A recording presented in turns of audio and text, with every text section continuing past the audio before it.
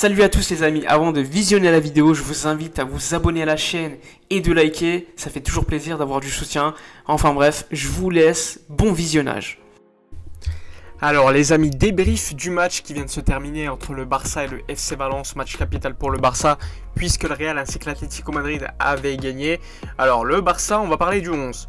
Tout d'abord, Ter Stegen au but, la défense à 3 habituelle maintenant, Araujo, Clément Lenglet, Piqué, donc pas d'Oscar Mingueza pour ce match au début.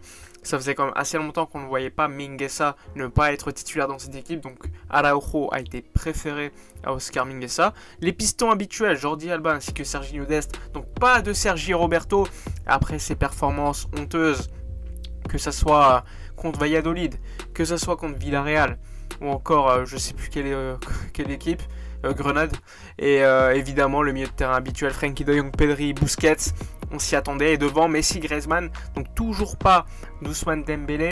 Je pense que le 11 maintenant paraît assez clair pour Ronald Koeman. Il fait toujours confiance à quasiment tous les mêmes joueurs, à part un défenseur central qui change de manière habituelle, ou encore un piston avec Dest, ou encore Sergi Roberto, ou parfois Mingueza.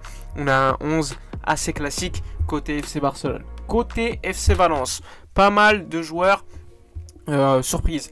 Alors, au but, Jasper Cillessen, l'ancien gardien du FC Barcelone. Ensuite, Paulista, Guillamon en défense centrale, donc une défense plutôt solide sur le papier. Correa ainsi que Lato comme latéraux. Il y a également Gaia, Soler, Rasic, Daniel Vaz, Guedes ou encore Maxi et Gomez devant. Donc un dispositif super défensif pour le FC Valence, des pistons. Parfois ça va être une défense à 5, parfois on se demandait si c'était plutôt une défense à 3. Donc Javi Gracia a décidé de mettre un Valence quand même plutôt défensif contre cette équipe du Barça. Donc avant le match, le Barça devait se rassurer après sa défaite contre Grenade, une défaite qui ne lui avait pas permis de reprendre le leadership de la Liga, ce qui aurait été super important de manière mentale, encore pour montrer aux autres équipes que le Barça est le clair favori pour cette Liga. Et évidemment, après les bons résultats des autres équipes, le FC Séville jouant ce lundi, il était importantissime pour le Barça d'absolument gagner ce match. Enfin bref, après vous avoir parlé des deux 11 et des deux équipes, on va maintenant parler du match en lui-même en commençant par la première mi-temps. Alors concernant cette première mi-temps, on a vu un Barça commencer tambour battant avec pas mal d'occasions. Que ce soit la première occasion qui a été très bien construite, avec notamment Messi, Jordi Alba, Frenkie de Jong qui la remet pour Pedri, et Pedri qui frappe dans la surface de Valence. Malheureusement ça passe tout juste à côté, mais franchement au niveau de la construction du jeu, ça a été plutôt pas mal. On a eu l'occasion également à la 11e minute sur le coup franc tiré par Messi, sur Araujo qui tire sur Cillessen. Malheureusement on aurait pu mener assez facilement 2-0 avec beaucoup plus d'efficacité dès le début du match. Et ensuite on est revenu à ce qu'on connaît classiquement, c'est-à-dire un Valence qui défendait super bas, qui essayait de repartir en contre. Guedes sur certaines actions nous a fait énormément de mal en transition. Valence n'a pas été globalement dangereux en première mi-temps. Il y a eu à un moment donné une frappe d'un milieu de terrain de Valence, mais sinon je les ai pas vus dangereux. Il y a eu Gaia sur un contre, mais sinon le Barça assez logiquement avait la domination du ballon. Après au niveau de la créativité c'était compliqué, parce que c'est normal, tu défends en face, tu as une équipe qui défend à 11, toujours très compliqué de trouver des espaces. Sur certaines actions on a pu le trouver, à un moment donné il y a Griezmann qui trouve des espaces, il y a des centres de Jordi Alba, même si Jordi Alba aurait pu faire des centres un peu meilleurs sur certaines actions. À chercher tout le temps Messi c'est un peu chiant. Mais globalement, le Barça, sur certaines actions, avait quand même construit des choses pas mal. Après, clairement, il manque le finisseur. Il manque cet instinct pour tuer l'équipe de Valence. Globalement, la première mi-temps, je vois le Barça au-dessus. Le Barça a eu beaucoup plus d'occasions, le Barça a eu plus de situations. Mais à partir d'un moment donné, il faut marquer. Et pour l'instant, le Barça manque d'un tueur à part Messi. Griezmann a fait une belle première mi-temps, mais on attend beaucoup plus de lui. Pedri a été bon aussi, Busquets à la récupération, Frenkie de Jong comme d'habitude, mais malheureusement on passait systématiquement sur le côté gauche. Le côté droit était largement oublié. Dest n'a pas pris beaucoup d'initiatives pour dribbler, pour essayer de créer du jeu sur le côté droit, et on essayait systématiquement de passer par Jordi Alba, et parfois il y avait évidemment pas beaucoup de mouvements, et donc pour la défense de Valence c'était plus facile à défendre. Au niveau du jeu, j'ai trouvé un FC Barcelone un peu meilleur que ce qu'on avait vu contre Grenade en première mi-temps ou même en seconde mi-temps.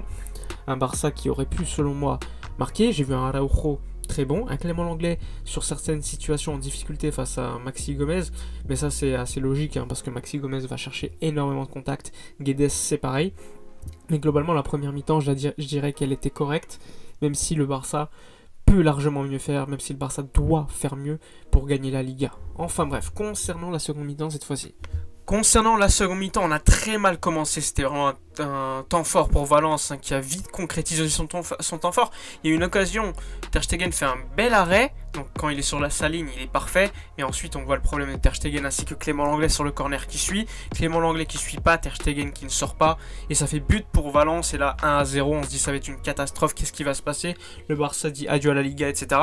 Finalement le Barça réagit vite avec Lionel Messi qui qui fait une belle passe pour Frenkie, finalement il y a un penalty, finalement qui rate son penalty, même si l'essai était avancé, donc au pire il aurait été retiré. Mais bon, Messi finalement marque après un gros cafouillage, ça fait 1-1. Juste après on accélère, Messi encore, Jordi Alba qui centre magnifiquement pour Frenkie, qui se projette, quel joueur Frenkie encore. Et arrêt de Silesen, ça revient sur Griezmann, ça fait 2-1. Là on se dit bon, on est tranquille. Juste en plus, après, coup franc, Messi met le 3-1. On se dit franchement c'est bon. Le Barça fait le plus dur, on est revenu dans le match. Mais Staya c'est toujours très compliqué.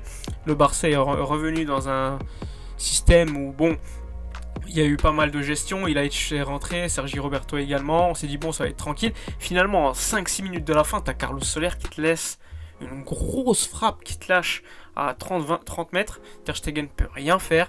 Ça te fait 3-2 et là tu te dis oh là là, ça va être une catastrophe. Qu'est-ce qu'on va faire? Valence va finalement revenir dans le match. C'est fini la Liga. Enfin bref, gros stress. Finalement le Barça, après un match franchement pas fameux, a quand même réussi à assurer ce qu'il fallait, c'est-à-dire continuer à rêver de Liga, mais bon, franchement, au niveau du jeu, il y a quand même pas mal de choses à faire de manière correcte. La première mi-temps avait été correcte, la seconde un peu moins bien, mais il y a eu beaucoup plus d'efficacité. Donc en première mi-temps, on est meilleur, mais en seconde, on est moins bien, mais on marque beaucoup plus. Donc c'est assez compliqué à analyser. Enfin bref, Messi termine le match, 26 buts, 26 matchs, 9 passes D en 2021, excellent. Frenkie, pareil. Griezmann, j'ai trouvé plutôt bon. Après, globalement, la défense, encore une fois, à revoir. Clément Lenglet fautif, alors que selon moi, au niveau de la relance, en 2021, c'était plutôt pas mal. Mais il enchaîne depuis quelques matchs, encore une fois, des erreurs. Enfin bref, dites-moi dans les commentaires votre MVP, votre pire joueur du match, vos avis. Likez, commentez, partagez, abonnez-vous. Moi, je vous dis à la prochaine et d'ici là, comme d'habitude, portez-vous bien.